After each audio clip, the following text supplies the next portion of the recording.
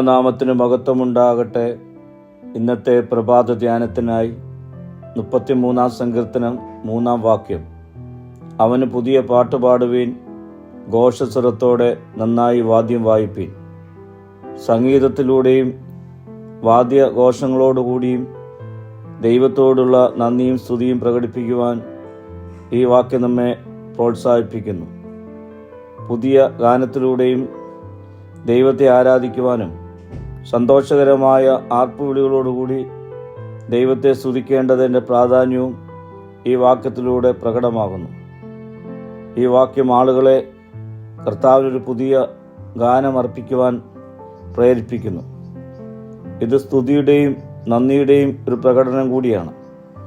ആരാധനയുടെ കലാപരവും ചിന്താപരവുമായ നിർവഹണത്തിന് ഊന്നൽ നൽകിക്കൊണ്ട് വൈദഗ്ധ്യത്തോടെ സംഗീതം വായിക്കുവാൻ ഇത് പ്രേരിപ്പിക്കുന്നു. പ്രിയ സ്നേഹിതരെ, സങ്കീർത്തനം 33 മുഴുവനായും ദൈവത്തെ അവൻ്റെ നീതിക്കും നന്മയ്ക്കും വേണ്ടി സന്തോഷവും നന്ദിയും പ്രകടിപ്പിക്കുന്ന ഒരു സ്തുതിഗീതമാണ്. കൂടാതെ എല്ലാ ആളുകളും ദൈവത്തെ ഭയപ്പെടുവാനും വിശ്വസിക്കുവാനും ഈ വാക്യം നമ്മെ പ്രേരിപ്പിക്കുന്നു.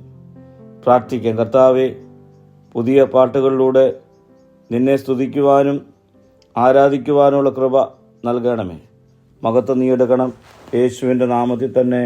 ആമീൻ.